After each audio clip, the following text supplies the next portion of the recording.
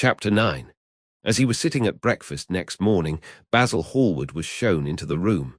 "I am so glad I have found you, Dorian," he said gravely. "I called last night, and they told me you were at the opera. Of course, I knew that was impossible, but I wish you had left word where you had really gone to. I passed a dreadful evening, half afraid that one tragedy might be followed by another. I think you might have telegraphed for me when you heard of it first. I read of it quite by chance in a late edition of the Globe that I picked up at the club. I came here at once and was miserable at not finding you. I can't tell you how heartbroken I am about the whole thing. I know what you must suffer. But where were you? Did you go down and see the girl's mother? For a moment I thought of following you there. They gave the address in the paper. Somewhere in the Euston Road, isn't it? But I was afraid of intruding upon a sorrow that I could not lighten. Poor woman, what a state she must be in, and her only child, too. What did she say about it all?" "My dear Basil, how do I know?" murmured Dorian Gray, sipping some pale yellow wine from a delicate, gold-beaded bubble of Venetian glass and looking dreadfully bored. "I was at the opera." "You should have come on there. I met Lady Gwendolen, Harry's sister, for the first time. We were in her box. She is perfectly charming, and Patty sang divinely. Don't talk about horrid subjects. If one doesn't talk about a thing, it has never happened. It is simply expression, as Harry says, that gives reality to things. I may mention that she was not the woman's only child. There is a son, a charming fellow, I believe. But he is not on the stage. He is a sailor or something. And now tell me about yourself and what you are painting." "You went to the opera," said Hallward, speaking very slowly and with a strained touch of pain in his voice. "You went to the opera while Sybil Vane was lying dead in some sordid lodging.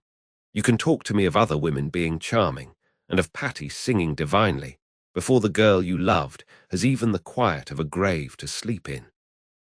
Why, man, there are horrors in store for that little white body of hers." "Stop, Basil, I won't hear it," cried Dorian, leaping to his feet. "You must not tell me about things. What is done is done. What is past is past. You call yesterday the past. What has the actual lapse of time got to do with it? It is only shallow people who require years to get rid of an emotion. A man who is master of himself can end a sorrow as easily as he can invent a pleasure. I don't want to be at the mercy of my emotions. I want to use them, to enjoy them, and to dominate them. Dorian, this is horrible. Something has changed you completely. You look exactly the same wonderful boy who, day after day, used to come down to my studio to sit for his picture. But you were simple, natural, and affectionate then. You were the most unspoiled creature in the whole world. Now, I don't know what has come over you. You talk as if you had no heart, no pity in you. It is all Harry's influence." "I see that." The lad flushed up and, going to the window, looked out for a few moments on the green, flickering, sun-lashed garden. "I owe a great deal to Harry, Basil," he said at last, "more than I owe to you. You only taught me to be vain. Well, I am punished for that, Dorian, or shall be some day." "I don't know what you mean, Basil," he exclaimed, turning round. "I don't know what you want." "What do you want?" "I want the Dorian Gray I used to paint," said the artist sadly. "Basil," said the lad, going over to him and putting his hand on his shoulder, "you have come too late. Yesterday, when I heard that Sybil Vane had killed herself." "Killed herself? Good heavens, is there no doubt about that?" cried Hallward, looking up at him with an expression of horror. "My dear Basil, surely you don't think it was a vulgar accident? Of course she killed herself." The elder man buried his face in his hands. "How fearful!" he muttered, and a shudder ran through him. "No," said Dorian Gray, "there is nothing fearful about it. It is one of the great romantic tragedies of the age. As a rule, people who act lead the most commonplace lives. They are good husbands, or faithful wives, or something tedious. You know what I mean, middle-class virtue and all that kind of thing. How different Sybil was. She lived her finest tragedy. She was always a heroine. The last night she played, the night you saw her, She acted badly because she had known the reality of love. When she knew its unreality, she died, as Juliet might have died. She passed again into the sphere of art. There is something of the martyr about her. Her death has all the pathetic uselessness of martyrdom, all its wasted beauty. But as I was saying, you must not think I have not suffered. If you had come in yesterday at a particular moment, about 5:30 perhaps, or 5:45, you would have found me in tears. Even Harry, who was here, who brought me the news, in fact, had no idea what I was going through. I suffered immensely. Then it passed away. I cannot repeat an emotion. No one can, except sentimentalists. And you are awfully unjust, Basil. You come down here to console me. That is charming of you. You find me consoled, and you are furious. How like a sympathetic person. You remind me of a story Harry told me about a certain philanthropist who spent 20 years of his life in trying to get some grievance redressed, or some unjust law altered. I forget exactly what it was. Finally he succeeded, and nothing could exceed his disappointment. He had absolutely nothing to do, almost died of ennui, and became a confirmed misanthrope. And besides, my dear old Basil, if you really want to console me, teach me rather to forget what has happened, or to see it from a proper artistic point of view. Was it not Gautier who used to write about la consolation des arts? I remember picking up a little vellum-covered book in your studio one day and chancing on that delightful phrase. Well, I'm not like that young man you told me of when we were down at Marlow together. The young man who used to say that yellow satin could console one for all the miseries of life. I love beautiful things that one can touch and handle. Old brocades, green bronzes, lacquerwork, carved ivories, exquisite surroundings, luxury, pomp. There is much to be got from all these. But the artistic temperament that they create, or at any rate reveal, is still more to me. To become the spectator of one's own life, as Harry says, is to escape the suffering of life. I know you are surprised at my talking to you like this. You have not realized how I have developed. I was a schoolboy when you knew me. I am a man now. I have new passions, new thoughts, new ideas. I am different, but you must not like me less. I am changed, but you must always be my friend. Of course, I am very fond of Harry, but I know that you are better than he is. You are not stronger, you are too much afraid of life, but you are better. And how happy we used to be together. Don't leave me, Basil, and don't quarrel with me. I am what I am. There is nothing more to be said. The painter felt strangely moved. The lad was infinitely dear to him, and his personality had been the great turning point in his art. He could not bear the idea of reproaching him any more. After all, his indifference was probably merely a mood that would pass away. There was so much in him that was good, so much in him that was noble. "Well, Dorian," he said at length, with a sad smile, "I won't speak to you again about this horrible thing after today. I only trust your name won't be mentioned in connection with it. The inquest is to take place this afternoon. Have they summoned you?" Dorian shook his head, and a look of annoyance passed over his face at the mention of the word inquest. There was something so crude and vulgar about everything of the kind. "They don't know my name," he answered, "but surely she did. Only my Christian name, and that I am quite sure she never mentioned to anyone. She told me once that they were all rather curious to learn who I was, and that she invariably told them my name was Prince Charming. It was pretty of her. You must do me a drawing of Sybil, Basil. I should like to have something more of her than the memory of a few kisses and some broken, pathetic words. I will try and do something, Dorian, if it would please you. But you must come and sit to me yourself again. I can't get on without you." "I can never sit to you again, Basil. It is impossible," he exclaimed, starting back. The painter stared at him. "My dear boy, what nonsense," he cried. "Do you mean to say you don't like what I did of you? Where is it? Why have you pulled the screen in front of it? Let me look at it. It is the best thing I have ever done. Do take the screen away, Dorian. It is simply disgraceful of your servant hiding my work like that. I felt the room looked different as I came in." "My servant has nothing to do with it, Basil. You don't imagine I let him arrange my room for me. He settles my flowers for me sometimes, that is all. No, I did it myself. The light was too strong on the portrait. Too strong? Surely not, my dear fellow. It is an admirable place for it. Let me see it. And Hallward walked towards the corner of the room. A cry of terror broke from Dorian Gray's lips, and he rushed between the painter and the screen. "Basil," he said, looking very pale, "you must not look at it. I don't wish you to. Not look at my own work. You are not serious. Why shouldn't I look at it?" exclaimed Hallward, laughing. "If you try to look at it, Basil, on my word of honor, I will never speak to you again as long as I live. I am quite serious. I don't offer any explanation, and you are not to ask for any. But remember, if you touch this screen, everything is over between us." Hallward was thunderstruck. He looked at Dorian Gray in absolute amazement. He had never seen him like this before. The lad was actually pallid with rage. His hands were clenched, and the pupils of his eyes were like discs of blue fire. He was trembling all over. "Dorian, don't speak. But what is the matter?" "Of course I won't look at it if you don't want me to," he said, rather coldly, turning on his heel and going over towards the window. "But really, it seems rather absurd that I shouldn't see my own work, especially as I am going to exhibit it in Paris in the autumn. I shall probably have to give it another coat of varnish before that, so I must see it some day, and why not today?" "To exhibit it? You want to exhibit it?" exclaimed Dorian Gray, a strange sense of terror creeping over him. Was the world going to be shown his secret? Were people to gape at the mystery of his life? That was impossible. Something, he did not know what, had to be done at once. "Yes, I don't suppose you will object to that.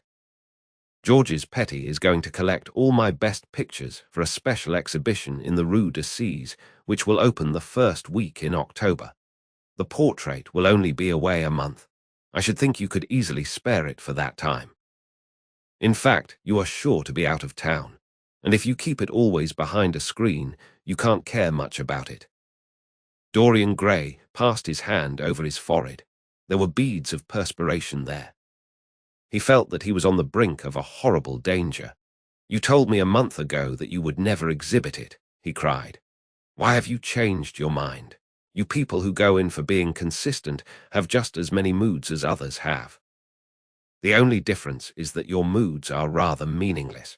You can't have forgotten that you assured me most solemnly that nothing in the world would induce you to send it to any exhibition.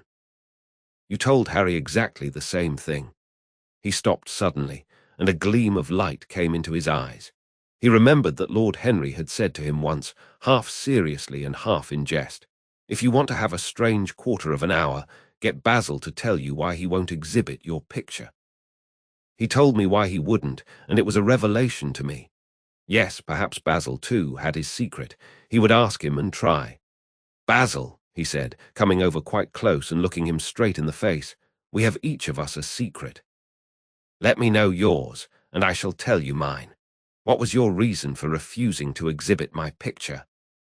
The painter shuddered in spite of himself. "Dorian, if I told you, you might like me less than you do, and you would certainly laugh at me. I could not bear your doing either of those two things. If you wish me never to look at your picture again, I am content. I have always you to look at.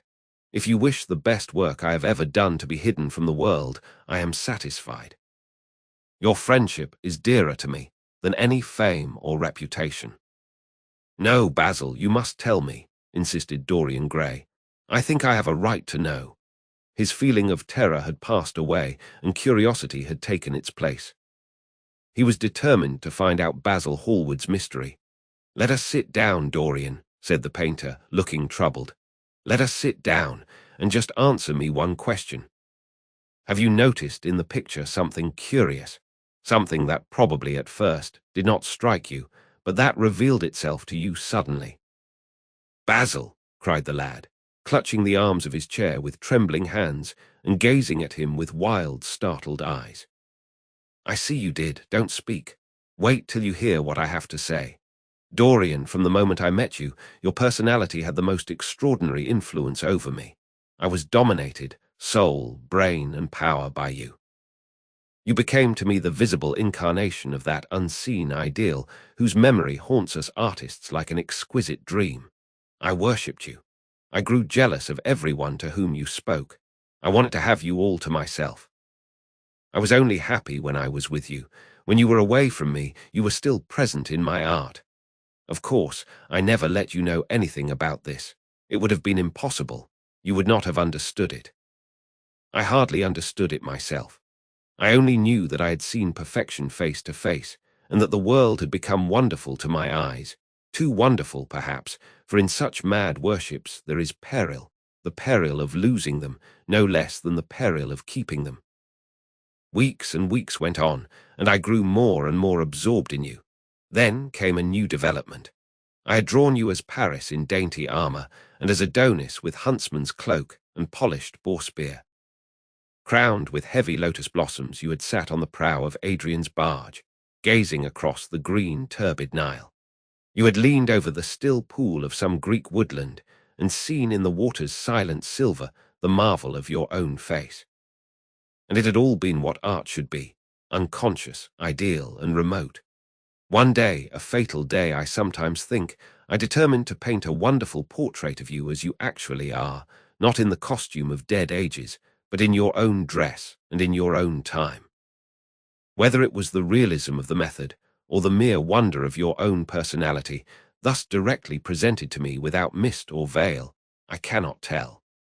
But I know that as I worked at it, every flake and film of colour seemed to me to reveal my secret. I grew afraid that others would know of my idolatry.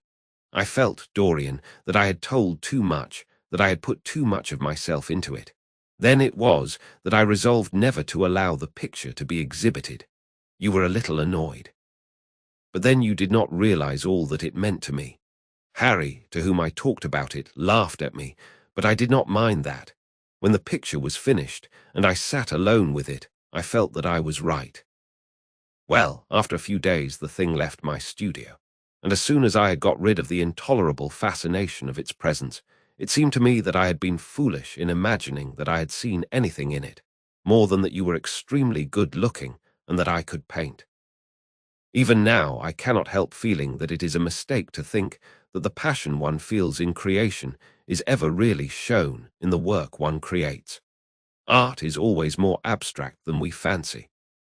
Form and colour tell us of form and colour, that is all.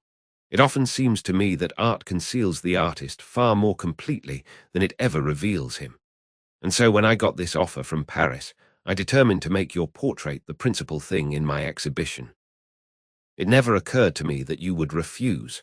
I see now that you were right. The picture cannot be shown. You must not be angry with me, Dorian, for what I have told you. As I said to Harry, once, you are made to be worshipped. Dorian Gray drew a long breath. The colour came back to his cheeks, and a smile played about his lips. The peril was over. He was safe for the time. Yet he could not help feeling infinite pity for the painter who had just made this strange confession to him, and wondered if he himself would ever be so dominated by the personality of a friend. Lord Henry had the charm of being very dangerous, but that was all. He was too clever and too cynical to be really fond of. Would there ever be someone who would fill him with a strange idolatry? Was that one of the things that life had in store? "It is extraordinary to me, Dorian," said Hallward, "that you should have seen this in the portrait. Did you really see it?" "I saw something in it," he answered, "something that seemed to me very curious." "Well, you don't mind my looking at the thing now?" Dorian shook his head. "You must not ask me that, Basil. I could not possibly let you stand in front of that picture." "You will some day, surely." "Never." "Well, perhaps you are right. And now goodbye, Dorian. You have been the one person in my life who has really influenced my art. Whatever I have done that is good, I owe to you. Ah, you don't know what it cost me to tell you all that I have told you." "My dear Basil," said Dorian, "what have you told me?" "Simply that you felt that you admired me too much. That is not even a compliment." "It was not intended as a compliment. It was a confession.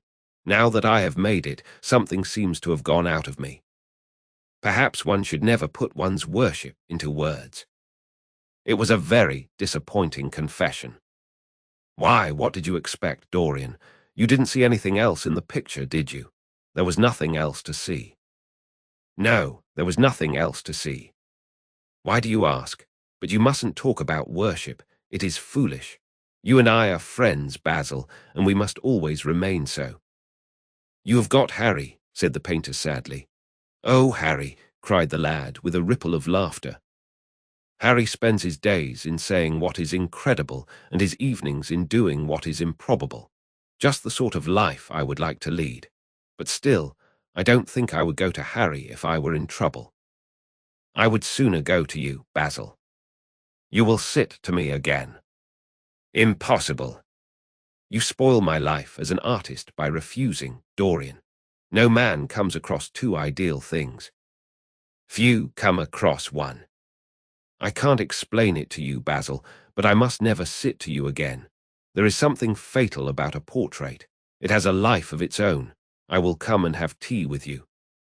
That will be just as pleasant. Pleasanter for you, I am afraid, murmured Hallward regretfully. And now goodbye.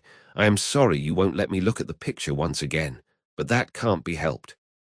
I quite understand what you feel about it. As he left the room, Dorian Gray smiled to himself. Poor Basil, how little he knew of the true reason, and how strange it was that, instead of having been forced to reveal his own secret, he had succeeded, almost by chance, in wresting a secret from his friend. How much that strange confession explained to him. The painter's absurd fits of jealousy, his wild devotion, his extravagant panegyrics, his curious reticences. He understood them all now, and he felt sorry. There seemed to him to be something tragic in a friendship so coloured by romance. He sighed and touched the bell. The portrait must be hidden away at all costs. He could not run such a risk of discovery again. It had been mad of him to have allowed the thing to remain, even for an hour, in a room to which any of his friends had access.